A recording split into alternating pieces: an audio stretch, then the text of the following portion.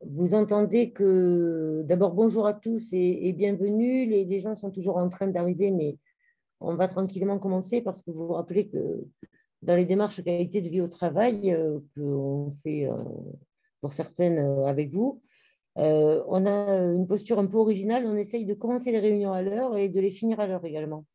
Donc, dans notre monde un peu bizarre, ça devient étrange, mais on essaye de tenir ça.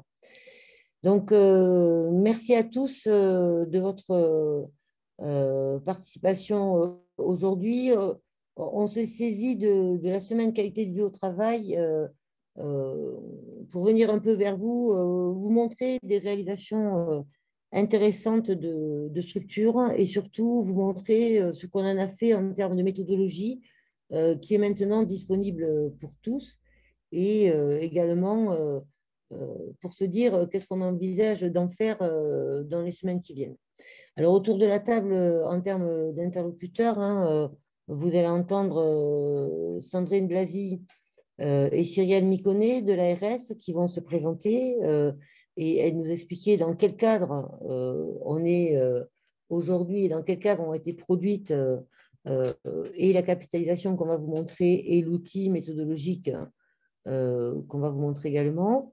Un établissement va témoigner de son expérience en direct, mais d'autres établissements qui ont participé à ces actions collectives sont aussi avec nous et donc pourront très utilement compléter ces témoignages. Pour l'établissement qui témoigne, c'est l'établissement de Sainte-Thérèse à La Yole. Je ne prononce pas le G parce que j'ai appris ça. Et c'est Sylvie Dallot, infirmière coordonnatrice, et Dominique Croze, le directeur adjoint, qui témoigneront de leur expérience de démarche QET. Et puis, pour l'ARACT, bien, Aurore Quabion et moi-même, qui sommes deux des 4 chargés de mission avec nos collègues Sophie Dalabert et Philippe Contasso, qui ont participé à l'animation et à l'appui aux structures dans ces affaires. Je vous signale à toutes fins utiles que 2 autres de nos collègues, en l'occurrence Anne Courtet et Nathan Poupelier, qui sont en charge de la communication, participent également à ce séminaire. Ils nous aident techniquement. Merci à eux. Donc Sandrine, je vous passe la parole. Vous n'oubliez pas de vous présenter pour nous expliquer un peu dans quel cas on est. Et sûrement que Aurore va vous permettre de parler en réactivant le micro.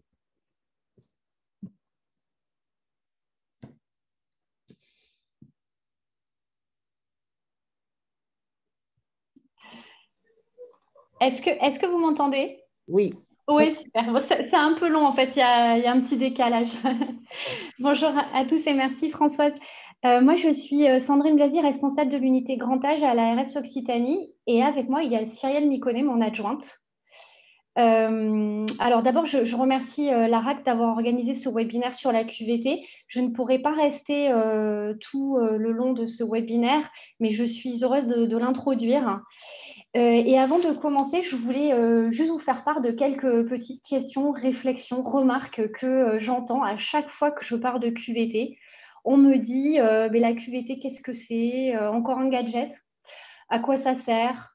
Comment ça marche? Est-ce que ça ne va pas être une perte de temps pour nous? J'ai aussi entendu, oui, la QVT est une fausse solution à nos vrais problèmes, quoi. Et puis la dernière en date, la QVT, oui, ok, on veut bien s'y lancer, mais d'abord, il nous faudrait du personnel. Donc, c'était quelques petits témoignages choisis. Pour moi, qui ne suis pas une spécialiste de la QVT, mais qui est souvent assistée aux présentations de Françoise de l'ARACT, qui a entendu ou lu certains de témoignages, de vos témoignages, parce que je pense que certains sont parmi nous, donc d'établissements qui sont entrés dans la démarche. La QVT, c'est avant tout pour les équipes, je le crois réellement, l'opportunité de réfléchir ensemble, de se poser, de se concerter sur ce qui ne va pas, mais aussi sur ce qui va, d'agir sur ce qui ne va pas, bien sûr, et de lancer une nouvelle dynamique dans son établissement, de devenir les acteurs de ces conditions de travail. Et de ce que j'en vois, moi, de ce que j'en observe, c'est que ça marche plutôt pas mal. La preuve, les établissements qui se sont lancés sérieusement dans la démarche ont des résultats et la satisfaction d'avoir participé à l'amélioration de leurs conditions de travail, en tout cas c'est ce qu'ils ont pu me dire, d'avoir permis aux équipes de faire enfin, je cite, du bon travail dans de bonnes conditions ensemble. En Occitanie, l'ARS soutient depuis 2015 les démarches QVT. Alors d'abord, on a commencé avec les établissements publics et privés de santé, avec l'HAD, et depuis 2018, je lisais le chat, auprès de 20 établissements médico-sociaux qui expérimentent les démarches QVT dans 3 départements de la région. Cette expérience nous a permis de mesurer les effets positifs et concrets de ces démarches. J'en profite d'ailleurs pour remercier les 20 volontaires qui ont joué le jeu et qui ont été un petit peu nos cobayes aussi dans le cadre de cette expérience. Grâce aux différentes expérimentations menées sur les territoires, nous savons désormais que les démarches QVT sont une des solutions qui aident les établissements à améliorer leur fonctionnement, le service aux bénéficiaires et à plus long terme, et c'est ce qui est aussi très intéressant, leur attractivité et la fidélisation de leur personnel. Fort de ces expériences, le réseau Anact-Aract, en lien avec la DGCS, a eu la bonne idée de vouloir capitaliser sur ces actions collectives innovantes et apprenantes. Ces travaux ont abouti à l'élaboration d'un excellent guide, je suis très objective, un excellent guide pratique de la QVT qui va vous être présenté aujourd'hui. Donc ce guide, je l'ai lu et pour moi, c'est un véritable outil d'information, d'accompagnement et d'aide pour entrer dans une démarche QVT et adapter celle-ci à votre structure. Si vous n'êtes pas encore convaincu par la QVT, mais vous l'êtes presque déjà puisque vous êtes ici, la QVT, sachez qu'elle est reconnue par tous comme un des leviers d'accompagnement des ESMS qui peut favoriser l'attractivité des métiers. Alors, je parle des ESMS parce que moi, c'est mon champ d'intervention, mais ça peut être tout autre établissement. Les démarches QVT ont été plébiscitées par le rapport d'octobre 2019 de Mme El Khomri. Plus récemment, Mme Bourguignon a lancé un plan d'action national pour l'attractivité des métiers du grand âge et de l'autonomie qui consacre un axe entier à la QVT. Cet axe s'accompagne d'un important travail mené par l'Observatoire national de la QVT et par l'ANACT et par le réseau ARACT également. De notre côté, l'Occitanie s'est également dotée du projet Occitanie Métiers Grand Âge, le projet Oméga, qui réunit plus de 40 partenaires de la région et qui comporte un axe fort sur la QVT. D'ailleurs, dans le cadre de ce projet, l'objectif pour l'ARACT et pour l'ARS Occitanie est de s'appuyer sur le guide pratique qui va vous être présenté aujourd'hui pour aller plus loin en essayant de lancer une démarche d'accompagnement QVT à la carte pour des ESMS, des établissements médico-sociaux volontaires. Cette initiative est encore à l'état de réflexion entre l'ARACT et nous, mais nous espérons pouvoir proposer cet accompagnement d'ici cet automne. J'en profite d'ailleurs pour remercier très sincèrement l'ARACT, avec qui nous avons beaucoup de plaisir à travailler et qui nous fait beaucoup avancer sur ce sujet. J'espère que notre collaboration se poursuivra et sera toujours plus fructueuse. Merci à tous donc pour votre présence et je vous souhaite un très bon webinaire qui, j'espère, finira de vous convaincre si vous ne l'êtes pas déjà. Merci à tous.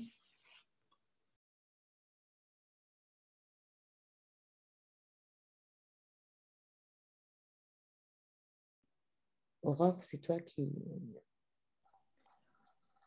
On souhaitait peut-être lancer des sondages justement avant de commencer la partie d'après. Ah, je vais voir si c'est moi qui ai la main. On ouvre le premier sondage, François, ça te va? Alors, normalement, vous allez recevoir sur votre écran le premier sondage. On souhaitait déjà, avant de commencer, savoir qui vous êtes et si vous êtes justement un établissement présent ce matin, cet après-midi, ou peut-être même des consultants qui être présents pour le webinaire. Et également, on voulait un petit peu situer la localisation au niveau des départements. Donc, normalement, vous devez voir le sondage qui est en live et qui permet, nous, de savoir qui est présent durant ce temps de webinaire.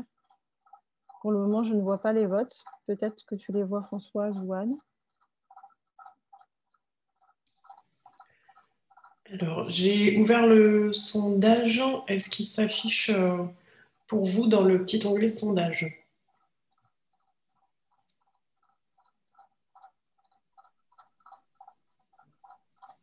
Oui, Tout le monde dit oui, donc c'est bon. Parce que nous, c'est vrai qu'on n'a pas la visibilité.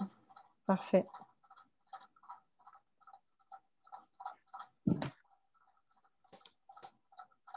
Est-ce que, Anne, tu vois peut-être les réponses? Pas pour le moment. Impossible de valider les réponses. Ah. D'accord. Pour l'instant, il y a 5 votants, mais je te propose de continuer. On va continuer? Ok. Oui, on ne peut choisir qu'un seul département, effectivement. Tout à fait. Oui, en plus, on avait prévu le deuxième sondage après, mais bon, on va continuer. Je veux bien que tu lances la prochaine slide. Un petit topo qu'on voulait vous faire, effectivement, avant de commencer à rentrer dans le détail de l'expérimentation de ces démarches qualité de vie au travail, à la fois avec la capitalisation au national et cette capitalisation aussi au régional en Occitanie. Un petit tour d'horizon sur les définitions de ce qu'on entend de qualité de vie au travail. C'est la slide suivante qui permet de poser les définitions qu'on entend derrière la qualité de vie au travail, qui n'est pas encore affichée sur votre écran. Voilà, donc nous, ce qu'on pose au niveau des critères est notre référentiel. Hein. Celui qui est posé par les partenaires sociaux, c'est le référentiel de l'accord national interprofessionnel du 19 juin 2013, qui a été réitéré par un nouvel ANI sur la santé au travail en décembre 2020 et qui permet de conforter d'ailleurs ces éléments de référence et surtout de méthodologie autour de la qualité de vie au travail. Et c'est vraiment la méthodologie qui est aussi posée par le réseau Anactaract et qui est souhaitée aussi par les partenaires sociaux. Il y a 3 éléments de référence sur la qualité de vie au travail. Quand on parle de qualité de vie au travail, on parle des conditions pour faire un travail de qualité. Et c'est bien un sujet dans le secteur médico-social de parler de faire un travail qui a du sens, qui permet d'être engagé et surtout qui permet aussi de pouvoir faire un travail de qualité, une qualité de service auprès des usagers, des bénéficiaires, mais en même temps de penser aux conditions de travail. Et c'est souvent ça aussi qui peut être parfois oublié dans l'amélioration des conditions de vie et de travail. C'est vraiment ce sens autour de l'amélioration des conditions de travail versus amélioration aussi de la qualité de service. Donc, le second point qui est important, c'est quand on parle de qualité de vie au travail, on parle vraiment de discussion autour du travail et du travail aussi, du dialogue social au cœur des discussions sur le travail. Et donc vraiment, avec cette partie prenante, en se disant qu'on parle de qualité de vie au travail avec les acteurs du dialogue social et qu'ils soient engagés dans cette démarche.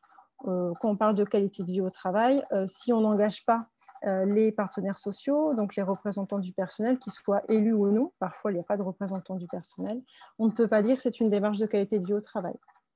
On parlera de démarche de progrès, mais pas telle qu'on le pose par les partenaires sociaux, de vouloir vraiment dans sa définition, sa conduite et sa manière de suivre aussi une démarche, d'avoir les acteurs du dialogue social qui soient présents.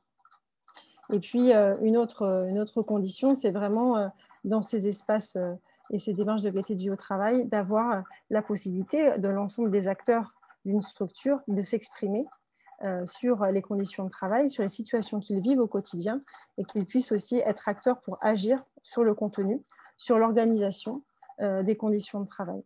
Et donc, c'est vraiment ces 3 éléments qui vont déterminer la perception de la qualité de vie au travail. Dans la slide suivante, on a remis les champs d'action de la qualité de vie au travail, ces 6 champs qui ont été vraiment retraduits par le réseau Anactaract.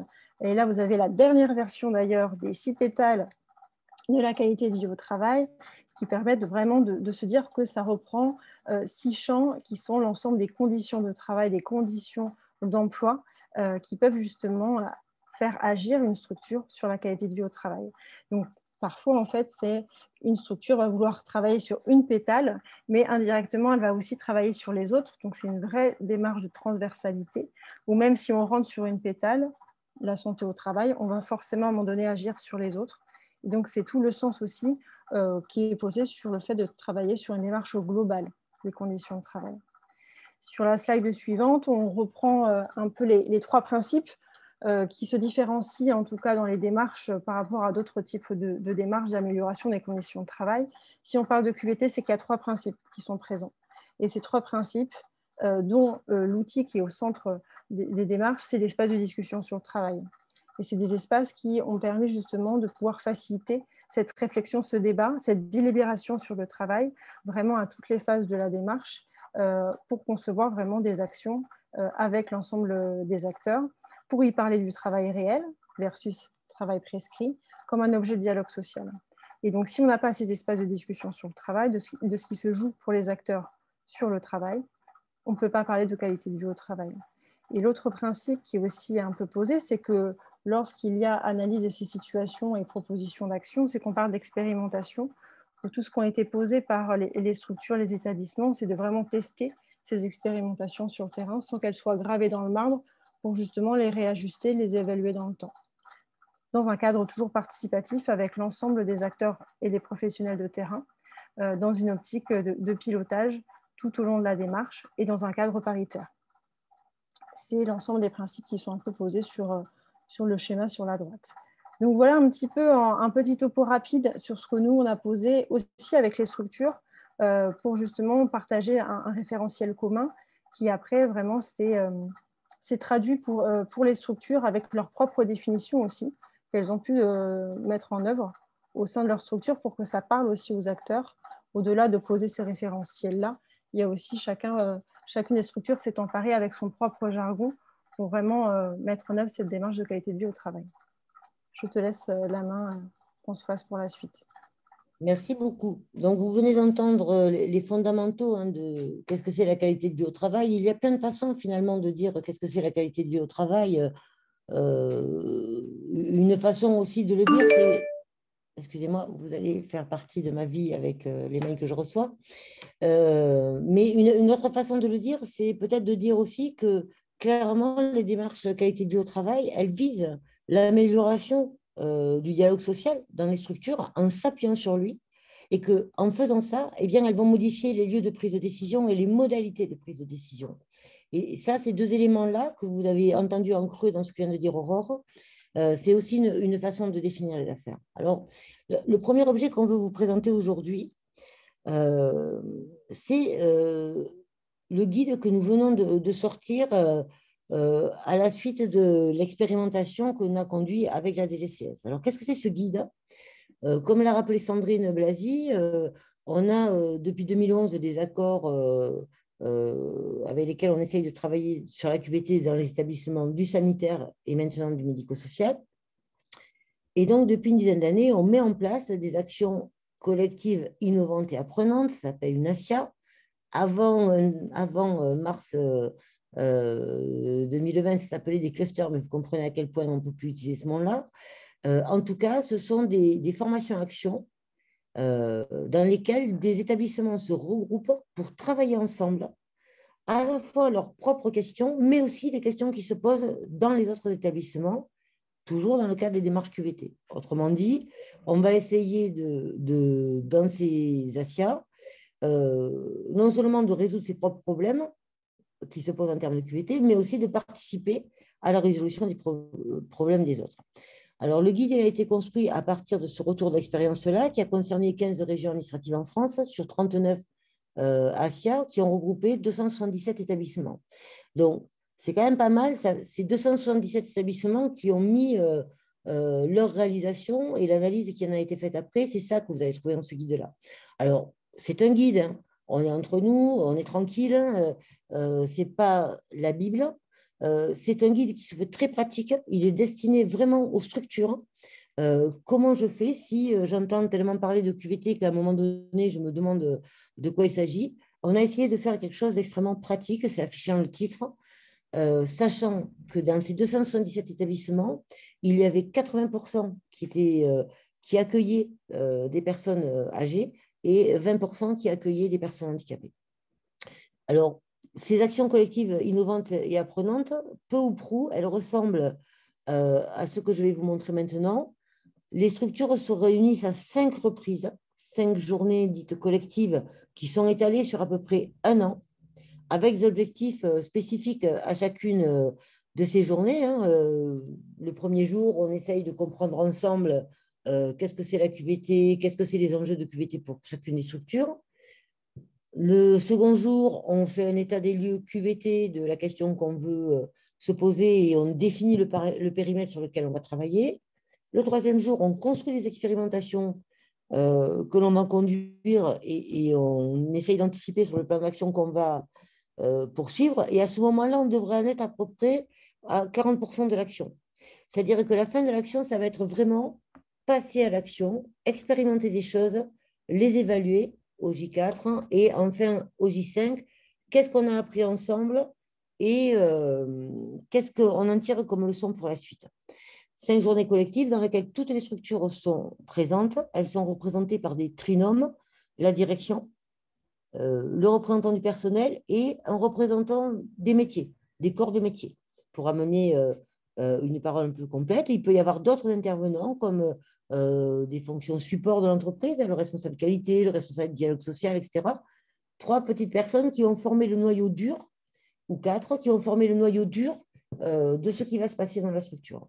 Et entre chacune de ces journées collectives, mais vous verrez tout ça est très bien décrit sur le guide, on demande à la structure de travailler à l'intersection pour que la démarche avance au pas à pas à mesure qu'elle avance. C'est à partir de cette expérience-là qu'on a construit ce fameux guide qui est un peu comme un guide pour apprendre à faire du vélo. Vous voyez, on va tout vous expliquer et en même temps, on voit bien que vous apprendrez vraiment quand vous passerez à l'action. Alors, ce guide, comment on l'a fait? Donc, je vous dis, on l'a voulu simple. Nous avons tous participé à ça. Tous les chargés de mission qui ont participé à l'accompagnement des ASIA ont contribué à ce guide-là. On l'a découpé en 3 grands volets qui contiennent des fiches. Et les fiches sont assez brèves, hein, c'est 1 ou 2 recto verso. L'idée, c'est quelque chose de simple que je puisse lire à la carte, à la demande, en fonction de la question que je me pose. 3 grandes parties dans ce guide. La première, c'est je prépare ma démarche QVT. En gros, c'est finalement, qu'est-ce que c'est la QVT? C'est qu'est-ce que ça voudra dire si je me lance dans une démarche comme ça? J'essaye d'apprendre, j'essaye de comprendre. Voilà. Le second volet de ce guide, on l'a mis là exprès, c'est qu'avant qu'on vous dise comment faire, on s'est dit regardez ce que d'autres ont fait. Et donc, on a ramené là-dedans des témoignages de structure qui sont assez brefs, mais qui vous permettent de dire sur tel thème, je veux améliorer l'attractivité de mon établissement. Qu'est-ce que j'ai vraiment fait? Qu'est-ce que ces structures ont vraiment fait? Et puis, un troisième volet qui est beaucoup plus méthodo. Mon établissement s'engage dans la démarche. Et donc là, vous allez trouver la méthodologie. Je monte un comité qualité de vie au travail, etc. etc. Donc, ce guide, il est paru assez récemment, hein, après le dernier copie du ministre. Je vous présente brièvement le contenu pour que vous voyiez vraiment un peu à quoi ça ressemble. Hein. Dans le livret 1, vous voyez, il y a 7 fiches, c'est assez bref, hein, qui peuvent s'imprimer. Qu'est-ce que c'est la QVT? La fiche 1, s'informer sur la qualité de vie au travail. La fiche 2, c'est où est-ce qu'on en est, nous? Et chaque fois, chacune des fiches est outillée avec un petit exercice, un petit outil, des outils que d'autres ont créés pour arriver à faire cette affaire-là. La fiche 3, comprendre et prévenir les difficultés de mise en œuvre d'une démarche qualité de vie au travail. On va s'expliquer sur le fait qu'on n'est pas en train de choisir le baby-foot, où sont les principaux écueils qu'on n'évitera pas forcément, mais en tout cas, ça ne nous désarçonnera pas quand on les verra apparaître parce qu'on sait que ça peut faire partie de ces démarches-là. Quelques idées pour bien se préparer, quelles ressources on a, qu'est-ce qu'on peut lire en plus, parce que voilà, on s'est mis dans une espèce de continuité aussi avec tout ce qui existe déjà, de la littérature sur la démarche qualité de vie au travail, hein, sur les démarches qualité de vie au travail, il y en a beaucoup, donc on ne voulait pas réécrire des choses qui existent déjà. Et puis voilà, qu'est-ce que ça veut dire aujourd'hui là on a commencé ce guide il y a longtemps. Hein. Quand on a commencé ce guide-là, on n'était pas dans la crise sanitaire. Et finalement, vous voyez qu'on n'a même pas dit préparer et adapter une démarche QVT dans un contexte de crise sanitaire. Parce qu'il se trouve que dans les établissements médico-sociaux, des contextes de crise, on en connaît d'autres que la crise sanitaire. On a des crises de chaleur, on en connaît d'autres. D'ailleurs, les établissements ont pu témoigner que d'avoir dû gérer d'autres crises, ça les avait aussi aidés dans le contexte de crise sanitaire. Et en tout cas, l'idée, c'est peut-être, on est dans un contexte de crise très dur hein, qui nous traverse tous, autant qu'on est et où qu'on soit en tant que personne, parce qu'on a tous ras-le-bol voilà, d'avoir ce risque avec nous depuis autant de temps. Mais vous êtes tous à proximité d'EHPAD, tous les gens qui sont inscrits à ce séminaire, on sait très très bien qu'au sein des établissements médico-sociaux, la crise sanitaire a pris des ampleurs encore plus virulentes et a été encore plus dure que dans d'autres organisations. Et en tout cas, on s'est dit que c'est peut-être le bon moyen, un des moyens aussi de faire face à ces affaires-là. Et puis, une espèce de petite fiche bilan par établissement sur, finalement, si on envisageait de se lancer dans une démarche QVT, quels seraient nos points forts, nos points faibles, etc. Donc, je vous ai mis un exemple de fiche sur comment on prépare, voyez, un petit questionnaire qu'on vous conseille de passer à plusieurs, etc. Le livret 2, ben voilà, on a organisé les témoignages par thème, réorganiser le travail, réorganiser les espaces, améliorer les conditions matérielles de travail, mieux travailler ensemble. Aujourd'hui, cette dernière fiche-là, elle se concrétise en disant comment mieux retravailler ensemble. Rechercher des leviers pour améliorer l'attractivité, améliorer les relations professionnelles, communiquer à l'interne, manager autrement, redonner du sens au travail. Ce sont que des thématiques qui sont permanentes, usuelles, courantes dans les établissements médico-sociaux et dont les démarches QVT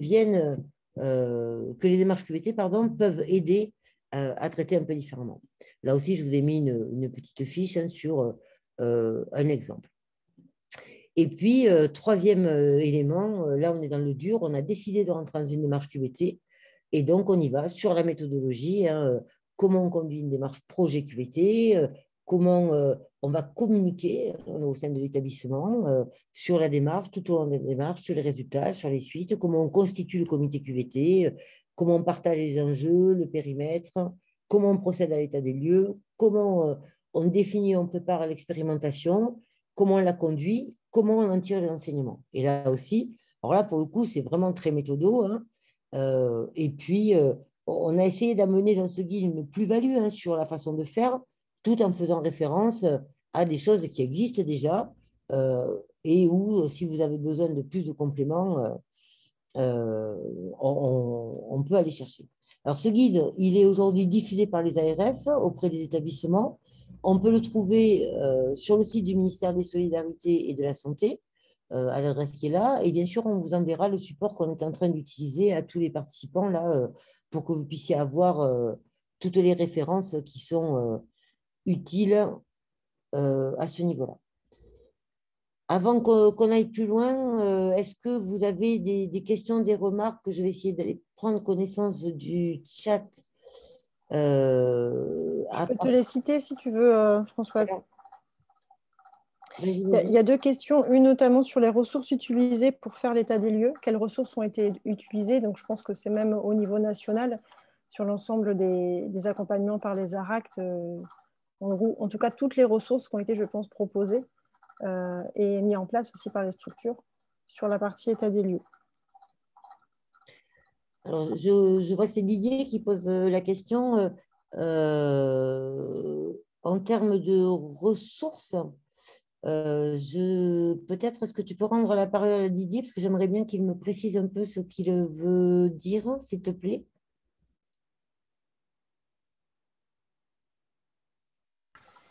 C'est bon. Je voulais en savoir un peu plus sur la démarche de diagnostic. Est-ce qu'elle est juste accompagnée et c'est les établissements eux-mêmes qui font l'état des lieux, ou est-ce qu'il y a vous-même, en tant que chargé de mission, vous avez été faire du diag sur le terrain, quoi, et avec quel volume? Très bien. Alors, tu vois, d'habitude, on répond les deux, mon capitaine, et là, je vais te dire aucune des deux, mon capitaine. On se connaît avec Thierry, avec Didier, pardon. Alors, dans les démarches qualité de vie au travail, tu as bien entendu qu'on ne disait pas diagnostic, mais qu'on disait bien état des lieux. Et ce n'est pas par hasard. Ce n'est pas par hasard. Parce qu'effectivement, ce premier mouvement où on va essayer de cerner l'endroit où on va aller travailler, ce n'est pas un diagnostic comme on pourrait faire dans une affaire où on se dit, mon Dieu, qu'en est-il de l'état de la structure? Là, on part avec une hypothèse très différente qui dit, la structure se connaît, on fait confiance à l'expertise de la structure et on se positionne ici comme dans une rencontre d'experts. Nous, on est experts pour accompagner la structure, elle est experte en elle-même. Et donc, ce premier état des lieux dit, qu'est-ce que tu as comme élément d'état des lieux déjà existants.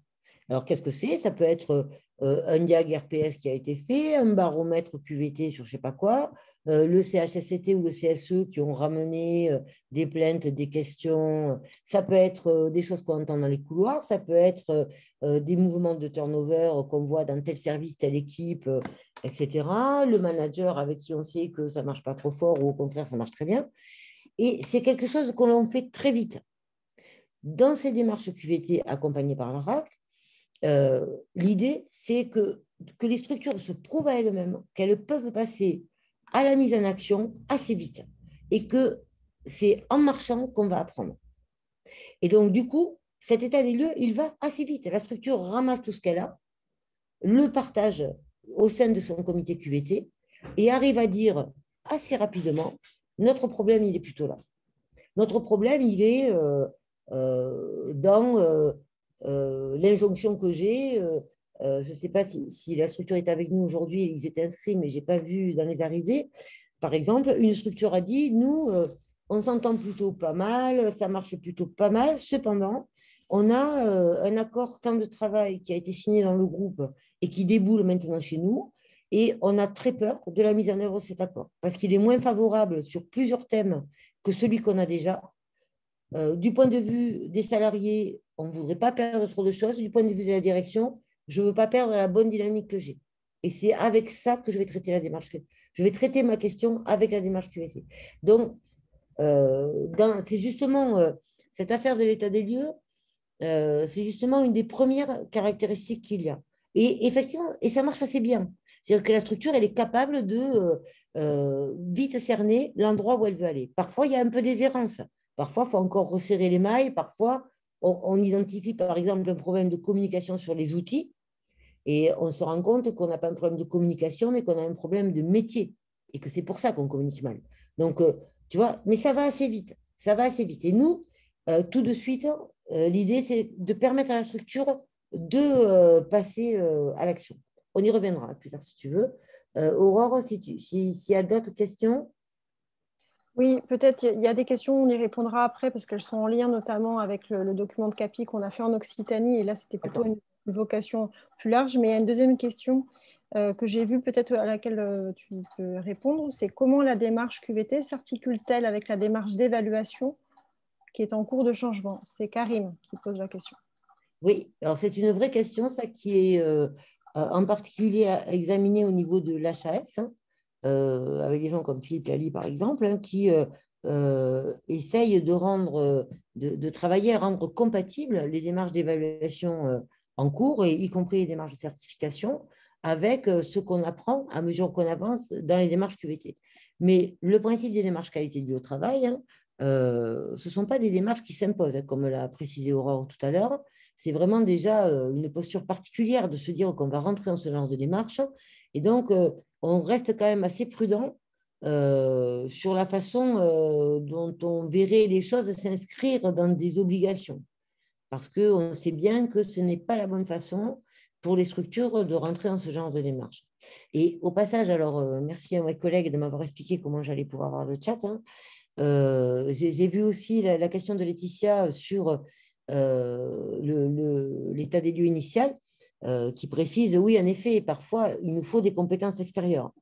En effet, ça arrive. Et dans les démarches qualité de vie au travail, la première des choses qu'on se dit tous ensemble, c'est qu'il va y avoir des lieux où on ne sait pas. Et on aura raison de se le dire. Et il nous faudra faire appel à des compétences extérieures. Mais dans un premier temps, parfois, c'est sur le diagnostic qu'on a besoin d'aide. Parfois, c'est plus tard dans la démarche. Parce que la structure, elle est quand même experte d'elle-même et elle se connaît bien. Elle sait très bien que c'est à cet étage, dans ce service, sur telle activité qu'elle a des difficultés. Et parfois, pour résoudre la difficulté, on a effectivement besoin de compétences expertes extérieures. Et souvent, ça arrive. Hein, mais ça n'empêche pas de travailler par ailleurs. Et on n'est pas obligé de se mettre dans ce décalage temporel où on attend le résultat d'un diag qui peut parfois être long et qui, quand il arrive, ne correspond plus à l'état dans lequel on était précédemment. Alors, pour que vous vous rendiez un peu mieux compte, je continue. Mes collègues vont continuer à explorer le mail et moi-même, le chat, je vais aller le faire pendant la session, là. Pour vous dire un peu comment ça marche ces affaires, on pense que le mieux, c'est que les structures vous racontent un peu. Alors, on a deux façons de faire pour que les structures vous racontent, hein. Sainte-Thérèse, l'établissement Sainte-Thérèse de l'Andras va témoigner avec nous, hein, mais on a deux façons. Ce témoignage direct, il y a des structures qui ont été accompagnées ou qui sont dans des démarches QVT qui sont avec nous là dans le chat et qui pourront, qu'on ira chercher pour qu'elles complètent les témoignages.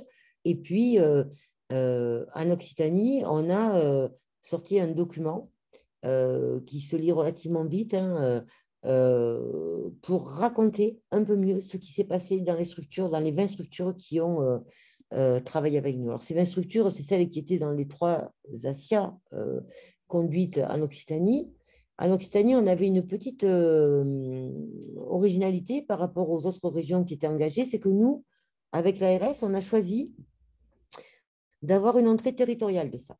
On aurait pu faire des ASIA qui auraient été une dans le Lot, l'autre établissement dans le Tarn, etc., et les faire venir à Toulouse ou à Montpellier.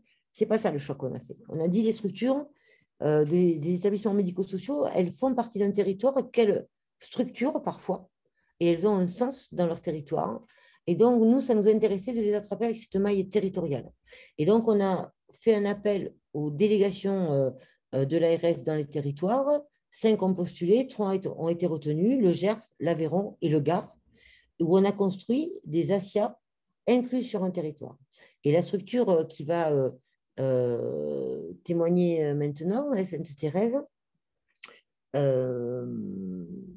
et lui situé à La Gueule sur l'ASIA qui a eu lieu dans l'Aveyron Nord et qui était une ASIA encore plus particulière parce qu'elle était carrément sur un bassin, quoi, sur un bassin territorial cerné. Alors, je vais inviter Sylvie Dallot et Dominique Croze à nous présenter leur témoignage. Carole Girard, qui devait témoigner avec nous, n'est pas là aujourd'hui. Alors, je veux quand même vous préciser, avant de leur laisser la parole, hein, que ce témoignage a été présenté dans une réunion avec Madame Bourguignon, la ministre déléguée, en présence de Madame El Khomri, etc., pour justement leur montrer ce que ça voulait dire dans une structure, ce que ça voulait dire de passer à une démarche qualité de vie au travail. Alors, les questions qu'on leur a posées, elles sont relativement simples, hein. Pourquoi est-ce que vous rentrez dans l'ASIA quand l'ARS vous l'a proposé? Pourquoi êtes-vous rentré dans l'ASIA? Et pourquoi êtes-vous rentré dans une démarche QVT? Qu'est-ce que vous avez fait dans ce cadre-là? Et comment vous l'avez fait? Qu'apporte cette démarche dans votre établissement? Et qu'est-ce qu'il en reste aujourd'hui? Vous voyez, c'est assez simple. Et en disant aussi, est-ce que vous pouvez donner votre avis, vous, sur l'intérêt de la démarche qualité de vie au travail dans la période de crise sanitaire? Est-ce que ça vous a aidé, pas aidé? Et en général pour les EHPAD. Ce que je tiens à dire aussi, c'est que ce qu'ils vont dire, c'est eux qui le disent. Ce n'est pas l'ARAC qui l'a écrit. Hein. On a travaillé avec eux, hein, pour voir ce qu'ils avaient envie de dire et la façon dont ils pouvaient le dire. Mais c'est bien leur parole là. Et donc, je vois que Aurore vous a restitué les micros, hein, M. Croze et à Sylvie.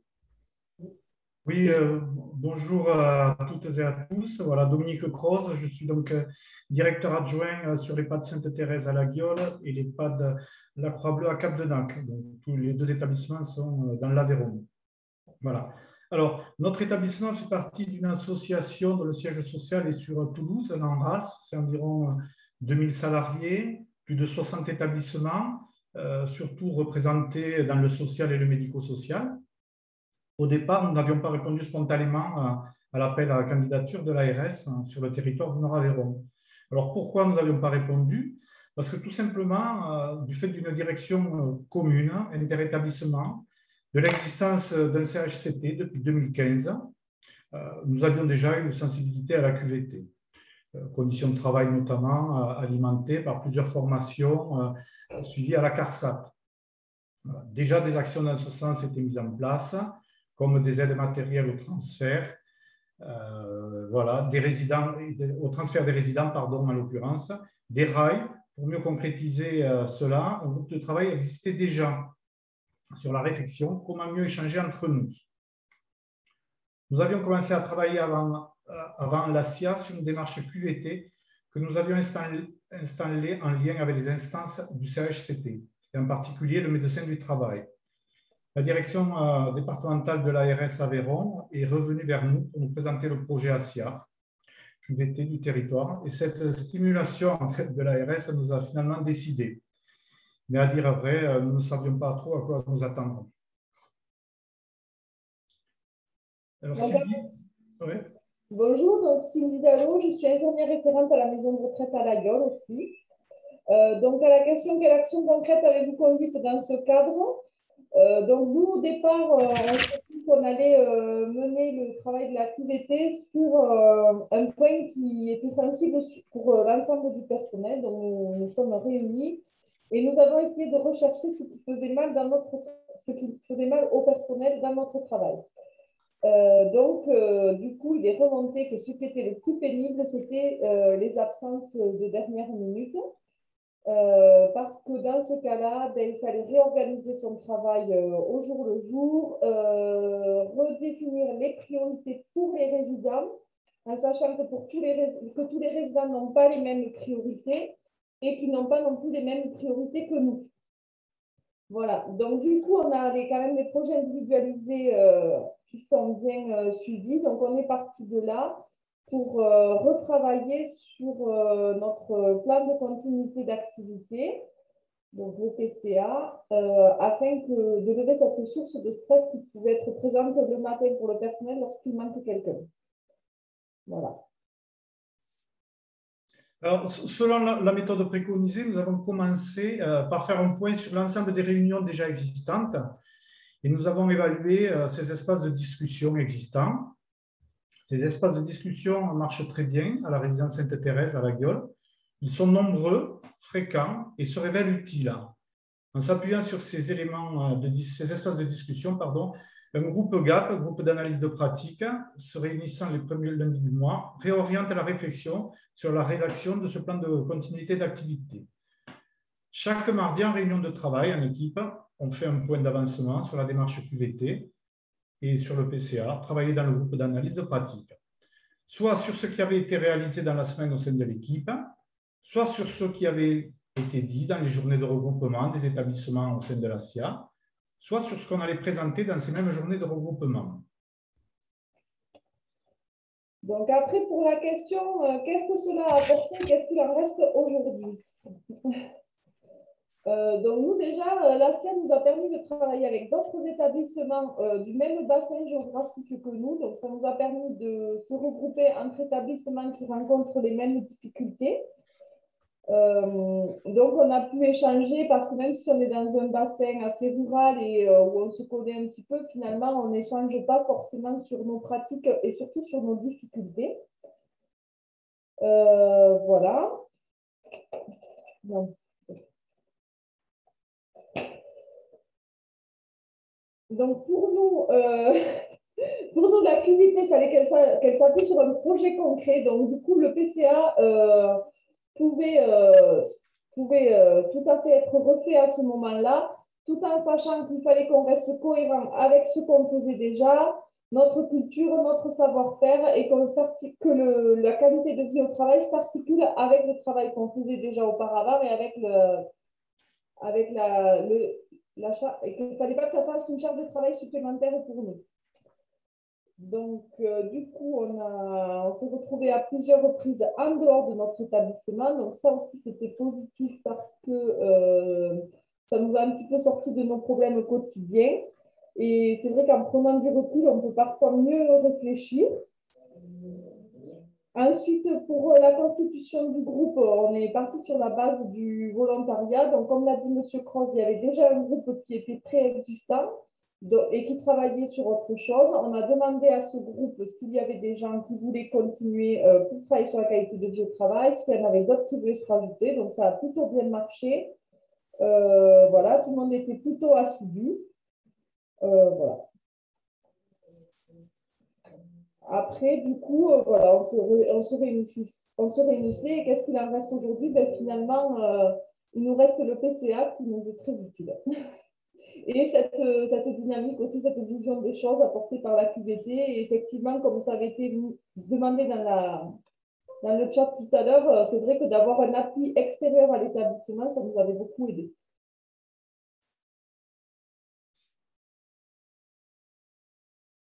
Je sais pas.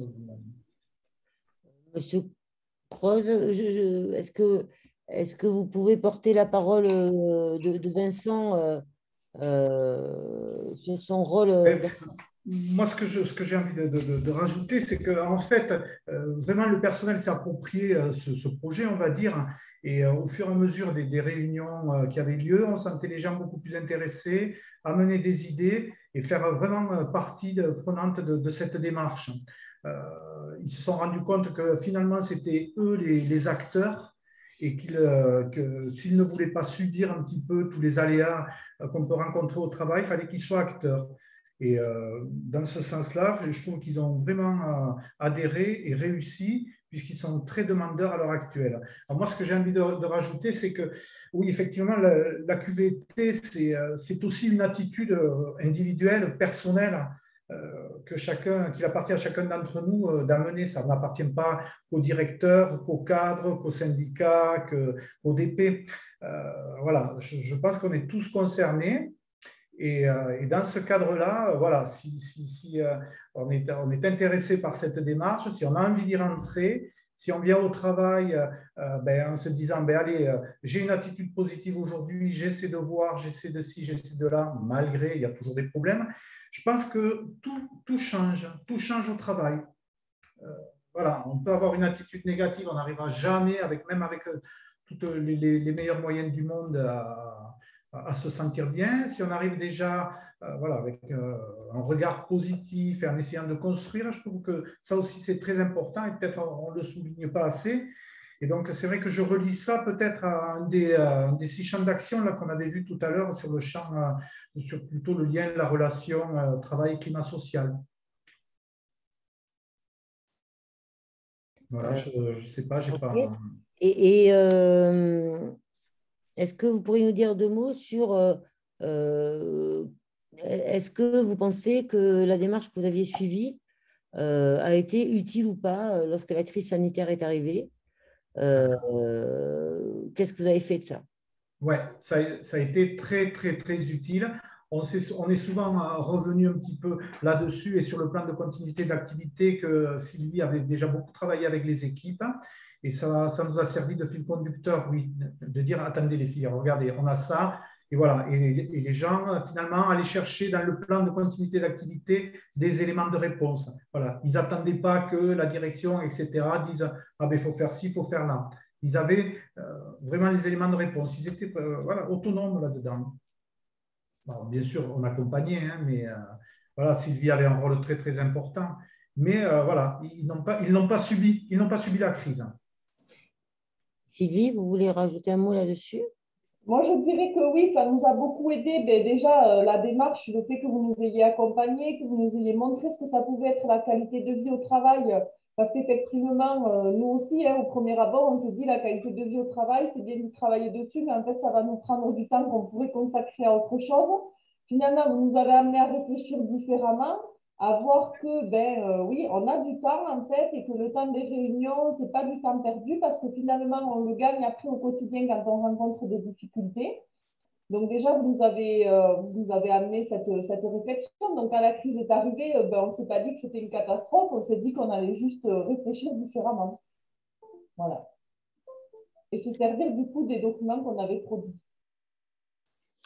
Merci beaucoup. Est-ce que vous voulez rajouter un mot l'un ou l'autre? Sinon, on va laisser... Bon, ce que je voulais rajouter aussi, c'est que ce qui est important, c'est de vraiment arriver à créer des espaces de discussion pour le personnel. Voilà, qui puissent échanger, voilà, et pas un espace où on vient vider ses rancœurs, mais vraiment un espace constructif.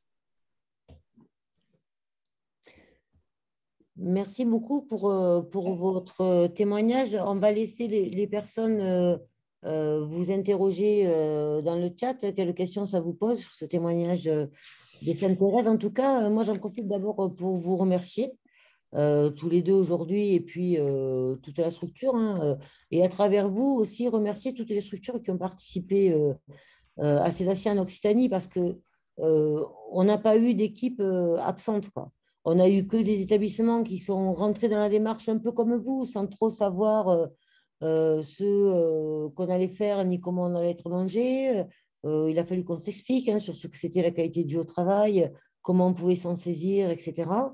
Et en tout cas, les équipes, elles ont vraiment travaillé et travaillé avec ce que vous ramenez là, c'est-à-dire une autre façon de faire. Et effectivement, on comprend tous d'emblée que si j'arrive au travail en me disant comment on se met avec les collègues pour résoudre le problème, ça change complètement la donne par rapport à on n'a que des problèmes et on ne s'en sortira pas. Déjà, l'état d'esprit est radicalement différent. Hein. Et je crois que dans les 20 établissements qui ont travaillé avec nous, les gens ont bien saisi cette affaire-là et ont saisi le gain qu'ils pouvaient en tirer tous de leur point de vue. Ce que je voulais dire, c'est que cette posture individuelle, elle ne se décrète pas a priori. Justement, c'est parce que on arrive collectivement à se saisir d'une question, à la traiter collectivement et à la faire avancer, que demain, eh bien, je peux être dans une structure, dans une posture constructive et à me dire comment on participe à la construction de l'affaire. Et puis, un autre élément que je voulais rajouter aussi, c'est que toute la démarche qu'on lance là, elle est extrêmement respectueuse des instances qui existent dans la structure. Hein. Ce n'est pas quelque chose qu'on fait, allez, je vais dire, dans le dos du CHSCT ou du CSE. C'est vraiment en collaboration avec eux. Parfois, ils sont eux-mêmes représentés dans le trinôme en tant que secrétaire du CSE ou secrétaire du CHSCT pour bien vérifier que ce qu'on est en train de faire là est bien compatible avec les autres démarches de progression de la structure. Hein. En tout cas, une démarche très respectueuse de ça. Alors, en attendant, voilà, n'hésitez pas dans le chat hein, si vous avez des questions à poser à Sainte-Thérèse. Donc, vous voyez que eux, ils ont articulé, ils se sont attaqués à quelque chose d'assez ambitieux, hein, revoir le PCA qui existait en se disant quelle solution finalement aujourd'hui les EHPAD, on va se le dire entre nous, hein, on travaille dans des conditions tellement difficiles que le PCA qui est fait pour faire face aux situations dégradées, eh bien peut-être dedans, on a déjà mis des idées. Mais la vraie logique a été de dire mais comment on relie tout ce qu'on a écrit dans le PCA et comment on actualise ce qu'il y a dans le PCA non pas sur un coin de table à trois, mais avec les questions qui viennent du travail de chacune des équipes. Alors, je ne vois pas de questions dans le chat, mais… Il n'y a pas de questions, Françoise, mais peut-être si les établissements, il y en a 3-4 qui sont présents au niveau, autant du Gard, du Gers ou de l'Aveyron. Il y a même Madame Laure Dorgan qui t'a répondu pour dire que la roseraie était bien présente. Si vous voulez témoigner, faites-nous signe et comme ça, nous, on réactive votre micro. Il y a également Mylène de Saint-Jean, il y a également Lydia de Loustaou et Muriel des Jonquilles. Donc, on est ravis que vous soyez là et si vous voulez intervenir, n'hésitez pas, il y a la place pour justement votre témoignage et même raconter aussi un petit peu la démarche. Absolument. Alors, n'hésitez pas. Du coup, je vais inviter Laure Dorgan, qui est la directrice de la Roseraie, à s'exprimer. D'abord, je suis contente de vous revoir parce que pour un très heureux événement, on ne s'est pas vu pendant quelques mois. C'est un bel établissement, la Roseraie, qui a fait face courageusement à une question très difficile et qui s'en est très bien sorti. Et Laure, si vous voulez… nous dire deux mots de ça avec grand plaisir. Oui, donc nous, on a participé à la SIA dans le Gers. Et comme vous le disiez, Madame Verdier tout à l'heure, donc nous on avait une question qui était en cours et en suspens, qui était la mise en place concrète dans l'établissement d'un accord sur le temps de travail qui avait été signé au niveau de l'association Itinova à laquelle nous appartenons.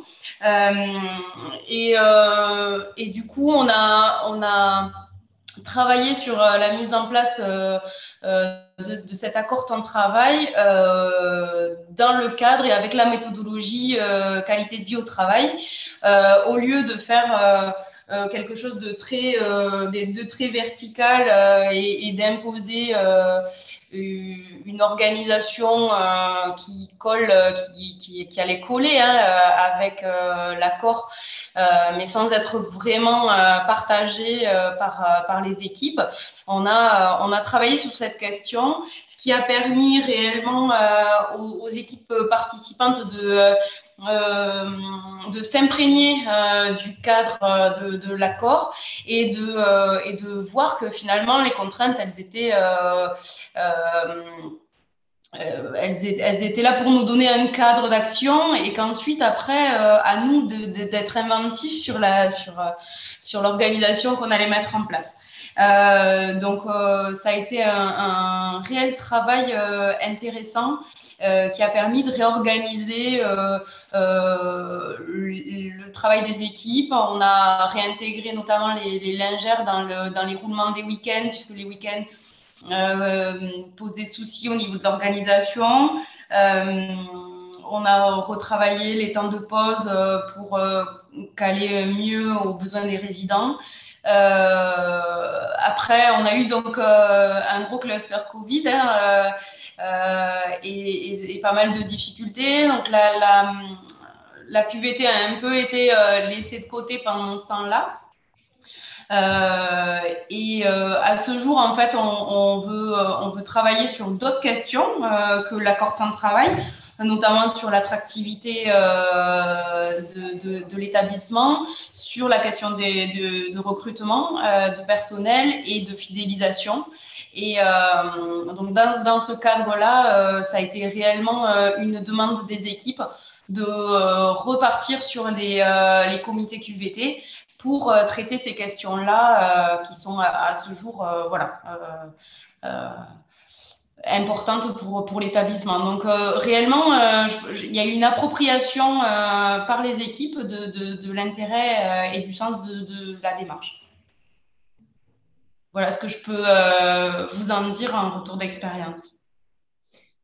Merci beaucoup parce que effectivement, moi j'ai trouvé, alors ce que Laure Dorgan ne dit pas par modestie, hein, c'est que l'évaluation qui a été faite de cette action par le comité QVT, elle est multiple. Hein. C'est les ASH qui disent que ça leur a fait gagner 1 heure de temps de travail d'avoir inclus sur leur proposition à elles, hein, d'avoir inclus les lingères dans les rotations. Les modifications des emplois du temps des pauses, etc., qui ont été mises en place dans la structure, aujourd'hui, vont bien à tous. Elles vont bien à la direction, elles vont bien aux salariés, et même mieux que ça, elles vont bien aussi aux résidents. Parce que dans le conseil de vie sociale, qui n'était pas du tout informé de la démarche et de ce qu'on était en train de faire, les représentants des familles ont vu qu'il y avait un mieux dans le fonctionnement de la structure et on dit, mais c'est super ce que vous avez fait sur le linge, etc., sans voir toute l'architecture qui allait avec ça, hein, mais en disant, finalement, les gens, ça fait pour les résidents une stimulation de plus que les lingères, elles viennent dans les chambres, il y a moins d'erreurs avec le linge, on attend moins le temps. Et pour nous tous, ça a été aussi un vrai bon point de se dire, ah, mais vraiment, on est en train de réaliser que la qualité de vie au travail des personnels, ça marche vraiment de pair avec la qualité du service qu'on donne. Et ça, vraiment, c'était un point de satisfaction pour tous. D'autres établissements, peut-être, voudraient témoigner.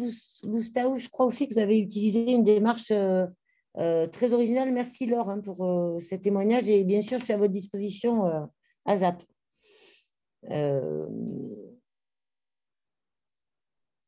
C'est toi, Aurore, qui donne la parole. Oui, j'ai réactivé votre micro, Lydia, si vous voulez témoigner.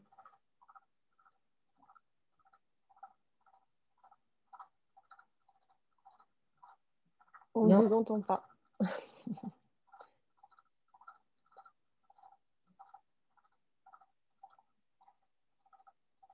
Bon, sinon, peut-être voilà. qu'elle n'est pas au poste. Ou sinon, il y a Muriel. Muriel Conch-Morel.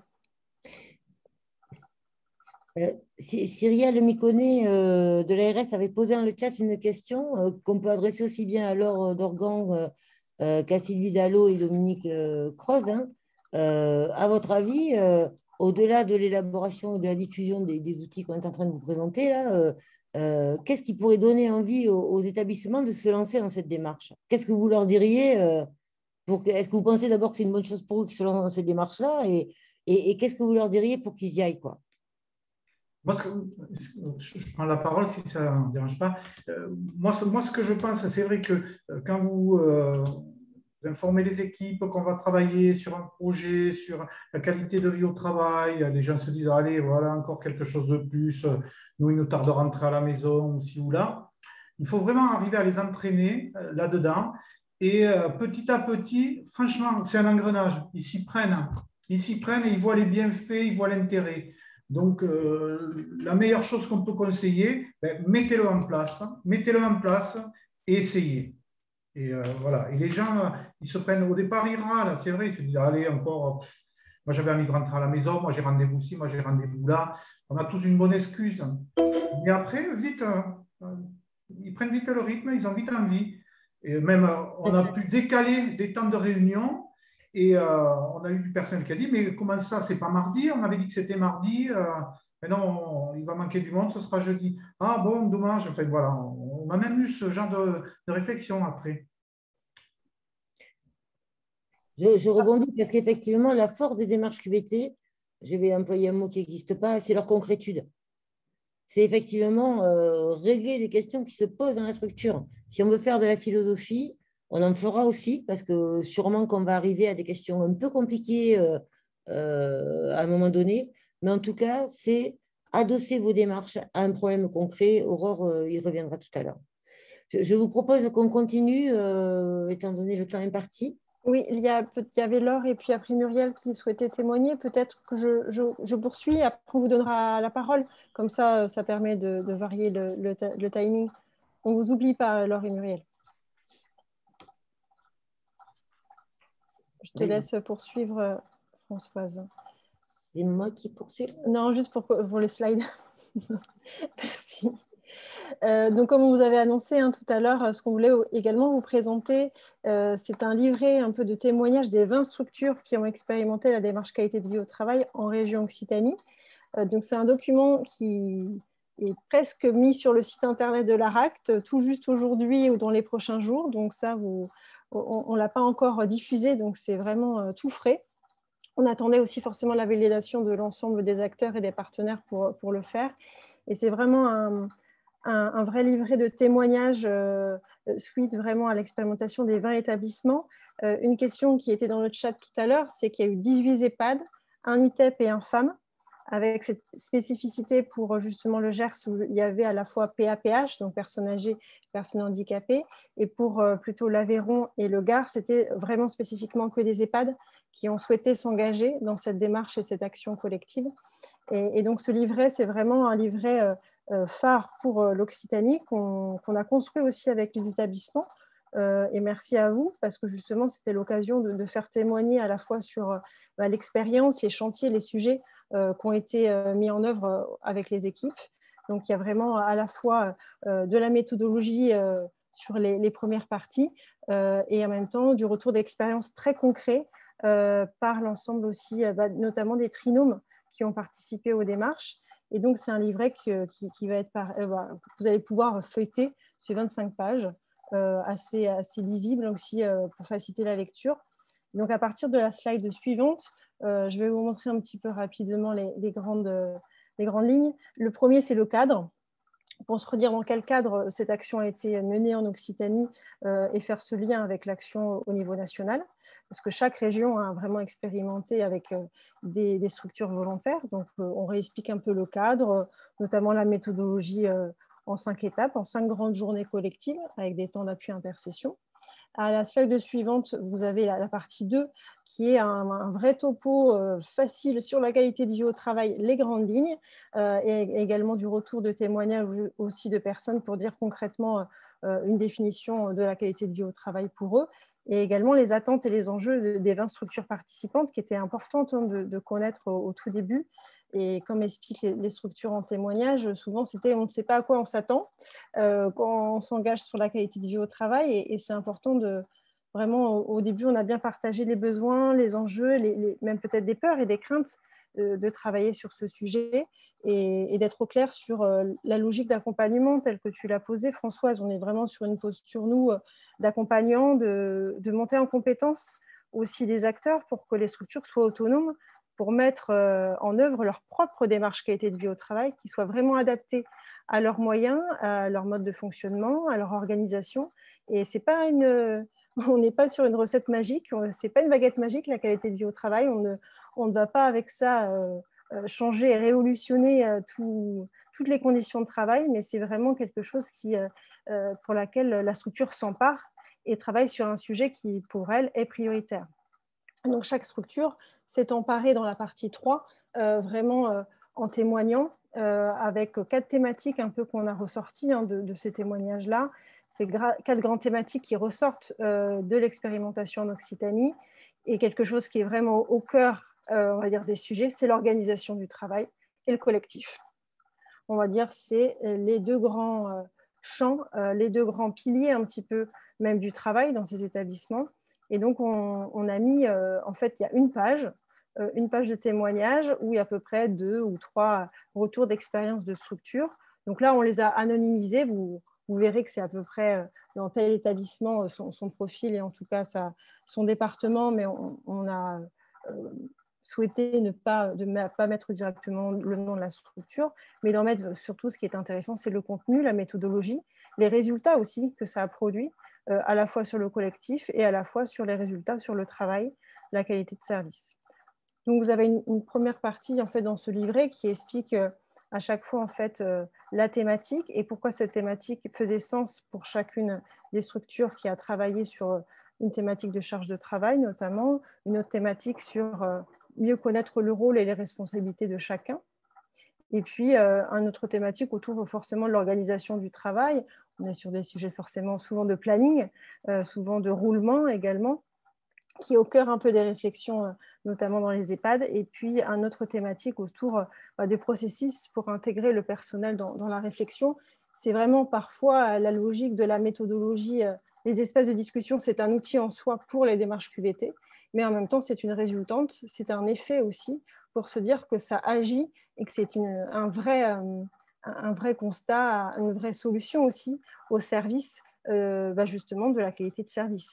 Donc parfois d'expérimenter un espace de discussion comme une méthode en soi pour parler des logiques et des soucis dans le travail, ça a été vraiment un vrai plus aussi pour justement les structures qui n'avaient pas l'habitude ou qui n'intégraient pas la parole sur le travail au sein justement des espaces déjà présents, qui sont les réunions de service, qui sont également les transmissions, qui sont les réunions de GAP ou les réunions sur les groupes sur les risques psychosociaux. Parfois, c'est vraiment de réinstaurer et de revisiter ces espaces de discussion. Donc voilà, vous avez un panel de témoignages qu'on a pu mettre en valeur dans cette partie-là, qui est un peu vraiment, on va dire, le clou du spectacle, Françoise, hein, de ce livret, et qui vraiment, pour nous tenait à cœur de valoriser vraiment le travail des structures à leurs propres moyens, parce qu'on ne peut pas non plus être sur des démarches révolutionnaires de tout, mais en tout cas, quand on révolutionnait, c'est vraiment une brique supplémentaire, un petit pas, mais un petit pas pour des structures qui ont permis à leur échelle, à leur niveau, de travailler sur ce qui faisait sens pour elles et qui ont pu mettre un pas supplémentaire sur la qualité de vie au travail, sur les conditions de travail et la qualité de service. Ce qui en ressort peut-être un peu plus général et qui est un peu au cœur des démarches de qualité de vie au travail dans le secteur, c'est qu'on a voulu tirer un peu des enseignements. À la fois, ce sont les structures qui nous les ont rapportés et on les a mis en valeur dans la partie 4. C'est les clés de réussite de la démarche dans le secteur, vraiment dans le secteur. Et le témoignage de Sainte-Thérèse même l'a évoqué tout à l'heure. On est sur, il y en a 7 points importants. Le premier point, c'est choisir des sujets en lien avec les préoccupations actuelles. Quand on parle de qualité de vie au travail, il ne faut pas que ça soit un dossier sur la pile de la table du directeur d'un établissement. Ce n'est pas le but. Le but, c'est de se dire, tiens, on a déjà des projets, on a le projet d'établissement, on a le PCA, on a le CEPOM, et puis c'est une opportunité à intégrer des projets déjà existants et à questionner en fait les principes de la qualité de vie au travail au centre de ces démarches-là. On s'est déjà réutilisé les 6 sujets de préoccupation et d'intégrer la QVT dedans, pas comme un sujet à part qui rajouterait de la charge de travail supplémentaire. Le deuxième point, c'est l'envie de travailler autour d'un projet commun. Bah forcément, c'est le travailler avec l'ensemble des acteurs. Et c'est ce qui est posé dans ces démarches-là. C'est un engagement au début d'un trinôme qui va porter la démarche dans l'établissement pour après justement travailler avec un périmètre en particulier. Ça va être un secteur, peut-être un métier. Et c'est avec l'ensemble des acteurs qui vont identifier ce qui fait sens en termes de thématiques, de sujets.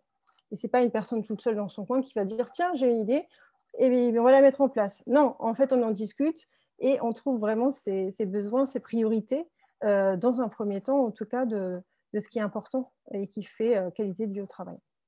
Le troisième temps, c'est les temps pour parler de la qualité de vie au travail, se font dans les temps de réunion. Et c'est ce qui a été évoqué, c'est à un moment donné se questionner quels sont nos espaces de discussion existants et comment on peut intégrer les sujets de qualité de vie au travail sur des espaces qui existent pour éviter de multiplier des temps qui sont compliqués à trouver dans ces établissements-là, et ce n'est pas le but. Et donc, avec ces établissements, on a essayé justement de trouver quel était le meilleur moyen pour eux de travailler sur la démarche pour ne pas rajouter des temps supplémentaires. Et pour ceux qui ont pu l'intégrer dans ces temps-là, ça a été vraiment une clé de réussite.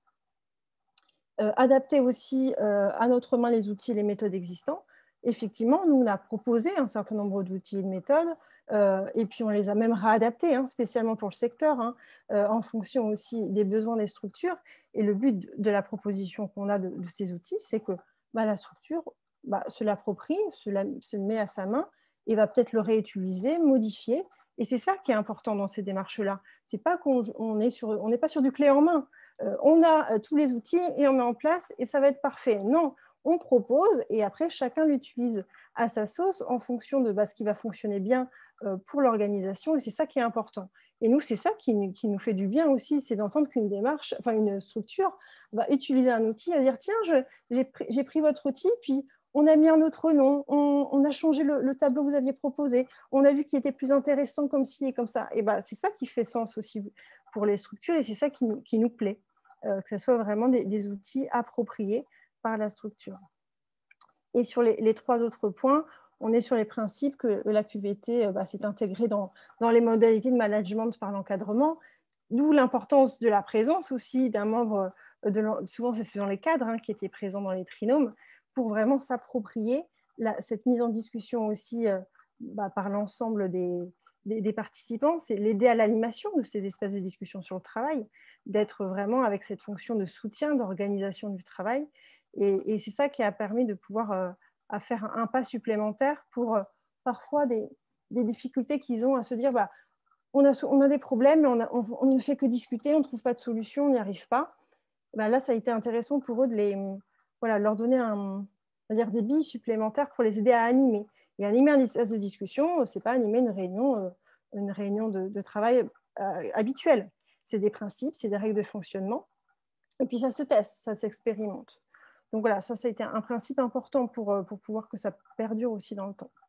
Et puis débattre avec les équipes des situations quotidiennes. C'est dans ces espaces de discussion, on discute de quoi ? Du travail. Mais bon, on ne discute pas du travail comme ça. On a aussi des outils clés un peu sur l'analyse des situations de travail qui sont importantes et puis plein d'autres outils qui facilitent ces mises en discussion. Et puis, trouver des solutions innovantes ensemble, c'est vraiment la phase d'après. C'est comment on trouve des exemples concrets, parfois tout simples, qui ne coûtent pas, parce que la QVT, souvent, l'a priori, c'est ça coûte, donc pourquoi je vais me lancer dans la démarche QVT ?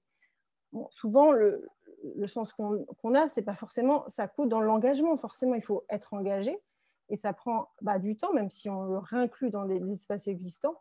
Mais parfois, les solutions toutes simples, c'est des choses toutes simples qui sont mises en place par les structures. C'est juste même réadapter parfois juste ou même discuter sur, par exemple, des critères de choix de matériel, des critères aussi d'aménagement de locaux ou la manière de juste discuter sur un nouveau planning qu'on veut mettre en place et pourquoi ça fait sens et quels sont les critères, les exigences du travail autour de ces choix-là et pourquoi on fait ce choix-là et pas un autre. Donc, c'est ça aussi qui est intéressant, c'est de pouvoir se dire que ce sont les experts de leur travail, ce sont eux, et c'est eux qui vont trouver justement ces solutions innovantes pour mettre en place des actions qui seront utiles pour la structure. Et c'est surtout pas nous, en tant qu'acteurs externes, qui proposons ça, mais ce sont les équipes. Et nous, on les aide en tout cas à cheminer et à réfléchir autour de ces pistes de solutions. Voilà un peu les grandes clés de réussite qui sont ressorties avec des exemples qu'on a mis dans cette partie-là. Et la partie 5, ce sont toutes les ressources qui ont été produites, à la fois au niveau national, au niveau régional, et puis aussi toutes les références par les différents acteurs, ainsi que des outils qu'on a pu aussi mobiliser et proposer aux structures durant la démarche. Voilà un petit peu dans les grandes lignes ce que vous allez pouvoir parcourir très prochainement sur notre site. Merci beaucoup, Aurore. Donc, voilà, j'espère que vous nous avez suivis. Hein. On a construit ce document-là en complémentarité avec le guide qu'on vous a présenté dans la première partie. Dans la première partie, vous avez quelque chose de générique qui dit la QVT en général, des exemples un peu édulcorés pour vous montrer de quoi les structures peuvent traiter dans ces démarches-là, et puis un pan méthodo. Dans ce document-là spécifique à Occitanie, ce qu'on a essayé de faire, c'est de vous donner plus de contenu et plus à manger, pour que vous voyez un peu ce que ça veut dire concrètement pour une structure, la façon dont ça se passe. Vous avez vu aussi que ces démarches qualité de vie au travail, Aurore a beaucoup insisté, mais je remets une petite louchette parce que ça fait partie vraiment de l'esprit des affaires. Hein. Elle change de statut. La qualité de vie au travail, Dominique Rose, Sylvie, Laure Dorgan, je pense que Lydia aurait dit ça si elle avait pu s'exprimer aussi. C'est à la fois, ça change de statut. C'est à la fois une stratégie pour la structure, c'est-à-dire que je décide que les décisions, les modifications du travail, eh bien, elles vont se passer de façon concertée et je vais aider cette affaire-là. C'est aussi une technologie. On se sert de la démarche qualité de vie au travail pour traiter un problème qu'on a. Et ça, c'est une très bonne entrée. Et effectivement, ça a été soulevé dans le chat tout à l'heure. Hein.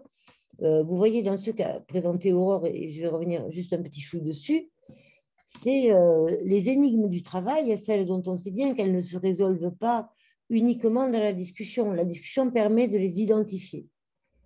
Il va arriver dans vos démarches QVT qu'à un moment donné, vous ayez une énigme, quelque chose que vous ne comprenez pas. Qu'est-ce qui explique que cette activité de travail-là, elle se passe comme ça? Et c'est typiquement là, peut-être pas que, mais c'est typiquement là où vous aurez besoin de quelqu'un qui vienne avec une autre expertise que ça, pour vous aider à lever cette énigme. Mais vous verrez que dans la plupart des cas, vous n'aurez pas besoin de l'expert en question. Vous arriverez dans la discussion à élucider les façons de faire. Mais des énigmes, vous en aurez. Le travail, c'est une sphère compliquée. Alors, je ne sais pas si vous avez des questions ou des remarques sur ce... Peut-être, Françoise, on peut redonner la main dans un premier temps à Laure et puis après à Muriel pour un retour qu'elle souhaitait faire. Et après, justement, on regardera. Il y a des réactions et à la fois des questions un petit peu à différents niveaux. Peut-être, Laure, si vous avez votre micro qui peut être réactivé. Je voulais réactiver. Voilà, c'est bon.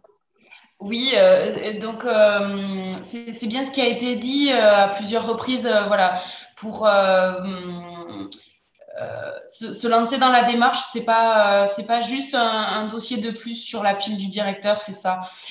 Et au tout départ, on se dit oh là là, la QVT, on a déjà plein de choses en cours, ça va être chronophage. Et en fait, non, pas du tout. C'est utiliser la démarche pour traiter des questions courantes sur lesquelles on était parfois bloqués, comme nous sur notre accord temps de travail. Voilà, donc c'est vraiment un outil en plus et pas une charge de travail supplémentaire. Voilà, c'est juste ça.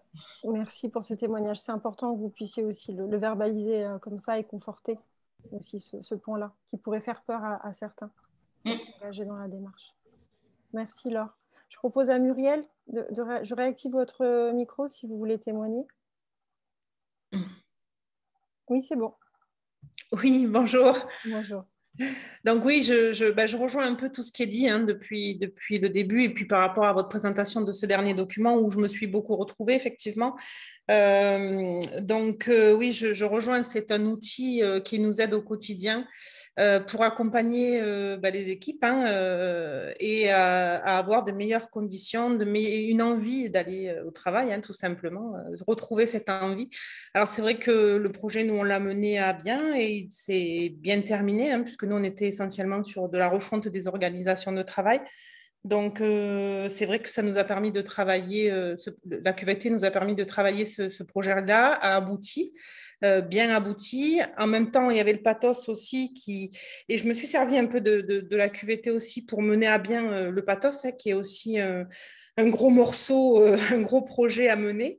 Et tous les outils que vous nous aviez amenés lors de ce projet QVT, je les ai quand même un peu utilisés pour accompagner mon équipe dans le projet du pathos. Et on en est sorti grandi.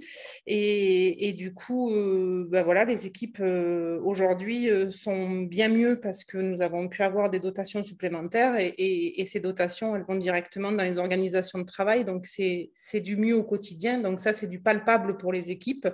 Et du coup, ce projet QVT prend toute son ampleur, prend toute sa vie parce que ce projet qui était un peu abstrait au début pour les équipes est devenu concret finalement. Voilà. Donc déjà ça, les organisations de travail, puis les achats, comme vous disiez tout à l'heure, de matériel, de mobilier, de choses qui font qu'au quotidien, on améliore et les conditions de vie pour nos résidents, mais aussi les conditions de travail pour les agents.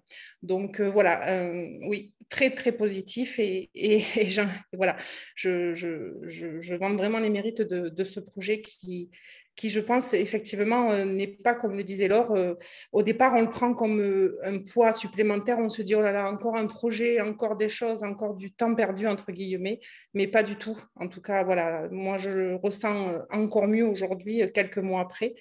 Alors, bien évidemment, la crise sanitaire, vous en parliez tout à l'heure, est venue un peu ternir tous nos projets et tout ce qui était en lien avec la QVT.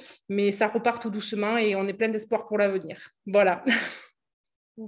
Merci pour ce beau témoignage, Muriel. Et c'est intéressant parce que vous nous permettez d'avoir aussi un retour à plusieurs mois. La dernière fois qu'on s'est vu, ça fait un petit moment déjà. Oui. C'est intéressant d'avoir votre retour parce que ça fait une évaluation à plus de 6 mois, il me semble, même. Oui.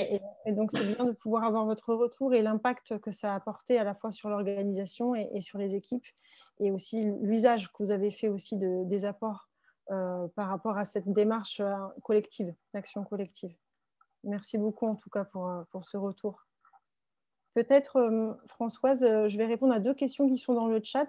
Il y en a une notamment de Laetitia sur les formations par rapport aux espaces de discussion. Au niveau des ressources, on a mis notamment les outils tels qu'on les propose au niveau du réseau.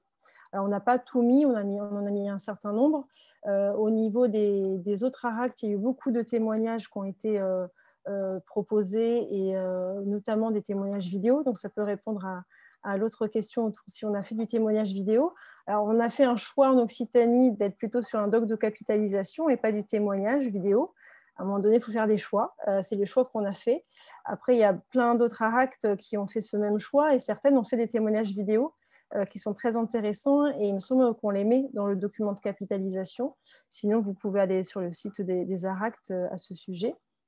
Et pour revenir sur un point, et peut-être je le mettrai dans le chat ou si j'arrive à le retrouver juste après, c'est que c'est l'ARACT Nouvelle-Aquitaine qui avait fait notamment un site référence sur un peu s'auto-former aux espaces de discussion avec, on va dire, une alimentation de l'ensemble des ressources qui ont été produites sur les espaces de discussion. Donc, je vous le mettrai aussi dans le chat si ça peut être un appui aussi pour vous.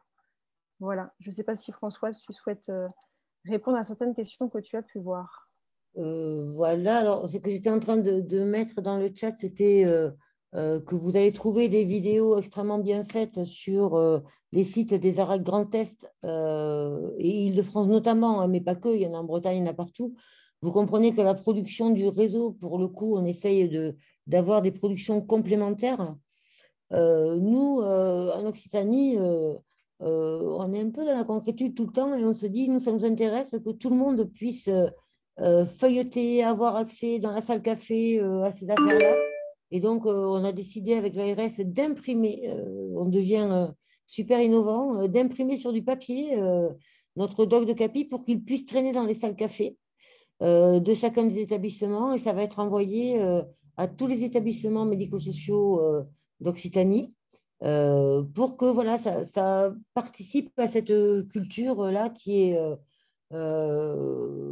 en cours.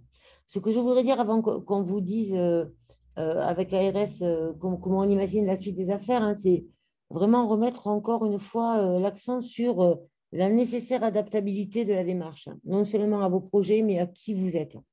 À qui vous êtes. On se l'est dit, je ne sais pas si vous vous souvenez, quand on a fait la journée de lancement avec les structures, on s'est dit on ne vous laissera pas aller sur la Lune si vous êtes en espadrille. Mais en espadrille, on peut faire des tas de trucs déjà. On peut aller danser, on peut aller sur la plage, on peut faire du vélo, on peut faire des tas de choses. Et si vous êtes équipé, ben si vous voulez aller sur la Lune, on pourra y aller. J'ai vu passer un moment dans le chat, quelle est l'action la plus spectaculaire? Mais pour moi, j'ai envie de dire, elles sont toutes spectaculaires. Peu importe l'objectif, parce que ce qui est spectaculaire, c'est qu'un collectif potentiellement en tension et dans un milieu contraint, on n'oublie jamais ça dans un EHPAD. On n'est pas dans un endroit luxueux où on a du temps, des sous. Non, ce n'est pas ça. Hein. On est dans quelque chose de très contraint. Et pour moi, chaque fois qu'une structure sort grandie de ces affaires-là, eh bien pour moi, tous les pas se valent. Et ensuite, sur les objets, il y a des petites et des grandes choses, mais quand vous êtes très équipé, vous pouvez refonder un service avec une démarche QVT. On l'a accompagné. Et parfois, eh bien, le très grand pas qui est sorti, c'est d'arriver à se mettre d'accord sur un objet qu'on va travailler ensemble. Quand vous êtes dans un établissement où il y a du conflit, il y a de la tension, il y a du conflit social, il y a des gens qui sont en grève depuis des mois sur des objets particuliers, eh bien, moi, je vous garantis que ce n'est pas un petit pas de se dire, eh bien, là, pour le coup, on va bien regarder nos affaires et on va se mettre d'accord ensemble, représentants des organisations syndicales, représentants des directions, représentants des métiers, pour arriver à travailler, par exemple, sur une question de mobilité de notre personnel. Et rien que ce pas-là, je vous garantis qu'il peut prendre plus d'un an et que c'est un vrai gain pour la structure. Donc, vraiment, la question, elle est de l'adaptation, l'adaptabilité de l'objectif de la structure, ses enjeux, quelle démarche. C'est dans ce triangle-là que les affaires se passent. Voilà. Donc, il nous reste quelques minutes pour conclure. Ce qu'on voulait vous dire, peut-être Cyrielle, c'est toi qui va reprendre la main pour dire cette affaire-là. Si Aurore, tu lui redonnes la main à Cyrielle et on va laisser... c'est bon pour le micro, Cyrielle. Ok. Merci. Alors, juste, du coup, c'est bon, vous m'entendez? Oui, oui, oui. Ça va? Ok, super, nickel. Alors, juste, oui, avant du coup, de terminer sur cette action d'accompagnement, juste 2 minutes hein, pour qu'on reste dans le timing. Donc, juste pour voilà, redire merci, comme on a pu déjà le faire, à l'équipe de l'ARACT pour ce webinaire, mais aussi pour tout le travail qui a été fait sur cette démarche ASIA QVT, enfin ASIA en Occitanie. Merci aux établissements qui ont participé, comme l'indiquait Françoise, avec beaucoup d'assiduité, ce qui permet aujourd'hui d'avoir tous ces apports, je pense, de très grande qualité. Merci aussi aux établissements qui ont témoigné et qui donnent vie et corps à tout ce qui peut être lu dans les guides. Et comme l'indiquait une personne dans le chat, rien de mieux pour promouvoir la QVT que d'avoir ces témoignages très positifs des structures. Juste me permet un tout petit point de précision parce que j'ai vu plusieurs questions dans le chat par rapport à ça. Alors, les établissements bénéficiaires de l'ASIA, c'était des établissements, donc des établissements médico-sociaux, personnes âgées qui sont du champ de compétences de l'ARS. Donc, on était sur les EHPAD. EHPAD et établissements personnes handicapées. Il n'y avait pas d'établissement sanitaire ni de SAD, puisque les SAD relèvent de la compétence exclusive des conseils départementaux. Donc, nous sommes restés sur notre champ de compétences. Juste pour un peu voilà, hein, se dire qu'on fait parfois des choses bien aussi et de s'auto-féliciter. Donc, je suis ravie de voir que le parti pris qu'on a eu en Occitanie, d'avoir cette approche territoriale, a vraiment trouvé du sens dans cette démarche. Je retiens du témoignage de Sainte-Thérèse de cette notion qu'on pourrait appeler presque de pair et danse entre les établissements pour partager les pratiques, mais aussi, comme l'indiquait Madame Dallot, les difficultés. Que ça a permis de réfléchir différemment et de ne pas subir, ce qui est précieux dans les établissements, comme les disait Françoise, où il y a beaucoup de contraintes et de situations de crise, même au-delà de cette crise sanitaire qu'on est en train de vivre. Et que cette démarche, elle continue de vivre dans les structures, comme l'indiquait... alors, pardon, je vais dire Muriel parce que le nom n'est pas en entier, donc je ne voudrais pas écorcher votre nom, voilà, sur le fait de pouvoir réutiliser cette démarche-là sur d'autres thèmes de travail. Et donc, enfin, je rebondis sur ce que disait Madame Dallot, sur le fait qu'un appui extérieur les avait beaucoup aidés. Et donc, ça rejoint ce qui est indiqué dans la dernière diap. Donc, on est en train de travailler avec l'ARACT donc pour construire une offre d'accompagnement concret pour aider des établissements à se lancer dans la démarche QVT en utilisant donc, les outils qui ont pu vous être présentés. Donc, on reviendra vers vous pour vous informer dès qu'on aura terminé de construire cette offre voilà, qu'on souhaite pouvoir lancer rapidement et pour pouvoir voilà, continuer de développer cette démarche au-delà des guides qu'on va diffuser par les différents canaux qui seront à notre disposition et qui sont également présents dans un document de communication que l'on souhaite pouvoir également aussi diffuser rapidement sur, alors anciennement ce qu'on appelait le plan d'attractivité des métiers du grand âge et qui maintenant est dénommé le projet Oméga, voilà, Oméga pour Occitanie, métier grand âge. Voilà. Je ne sais pas si Françoise, tu veux compléter ou Aurore. Je vous laisse la suite. Merci beaucoup, Cyrielle. On est au bout de ce temps. Nous, ça a été un vrai plaisir de vous retrouver là, avec un certain tonus. On ne quitte jamais tout à fait les structures avec qui on a travaillé. On retourne chez vous toujours avec plaisir pour continuer à vous aider, vous le savez. N'hésitez vraiment pas. J'ai bien vu que Laure Dorgan était revenue, donc je vais retourner dans le Gers personnellement. Mais voilà, vous savez que qu'on vous aidera à continuer vos démarches. Et puis, ce qu'on peut vous dire, c'est à bientôt pour cette action qu'on est en train de construire, hein, qui sera une action de prise en main de ce guide dans lequel on veut affiner encore ces affaires. On ne veut pas que ce guide il reste sur les étagères parce que, comme on l'a dit tout à l'heure, on est un peu content de nous, même si on n'est pas dans la perfection. Mais on veut savoir comment les structures peuvent ou pas prendre ce guide en main. Et pour ça, on se fera aider par les consultants de notre territoire. Hein. On tient beaucoup à cette dimension-là pour qu'ils puissent eux aussi monter en compétence, accompagner les structures à la mise en œuvre et pas dans leur expertise, et plus si affinité. On reviendra vers vous prochainement. Sandrine Blasi vous a dit au plus tard à l'automne. Donc, on est vraiment sur le gaz. On a quelques ajustements encore à faire, mais on est vraiment sur cette action-là. Merci à tous. C'était extrêmement intéressant de vous entendre et d'entendre des témoignages qu'on n'entendait pas. On va envoyer le support à tous les participants.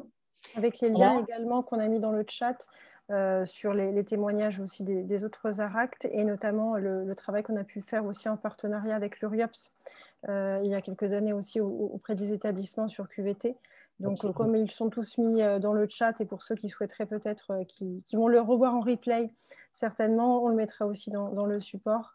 Et puis, vous pourrez après pouvoir le revoir. Peut-être on mettra le lien du support aussi sur notre site internet, Françoise, pour ceux qui veulent rediffuser aussi et revoir l'ensemble du support et des témoignages. Si on avait été super bon, on aurait lancé le message d'évaluation de la séance, mais je ne sais pas le faire personnellement. Donc, comme le sondage, il ne marchait pas tout à l'heure. Et ah moi, bon, d'accord. Donc, on le...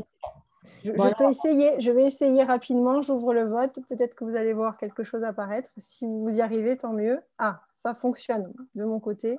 Voilà, si vous pouvez nous donner votre avis très rapidement, tant que vous n'êtes pas tout à fait parti, est-ce que on a bien fait de faire cette affaire-là? Est-ce que vous pensez que c'est instructif, utile ou encourageant? On aurait pu mettre sensationnel, mais bon, on n'a pas osé quand même. Ou alors carrément nul, mais on ne l'a pas mis non plus. Hein. Vous n'avez pas le choix. Si c'était nul, vous pouvez mettre inutile juste. Allez-y, hein, ça nous aide hein, nous, pour savoir. En tout cas, merci à tous et n'hésitez pas à nous contacter d'une façon ou d'une autre. Hein, nous, on va vous renvoyer le support, nos coordonnées sont dessus et vous savez qu'on vous accueillera toujours avec intérêt et plaisir. Merci à tous. À tous. Merci à tous. Merci aux collègues qui nous ont aidés, là, à Anne et Nathan, Anne Courtet notamment. Merci beaucoup. Et à bientôt. Au revoir.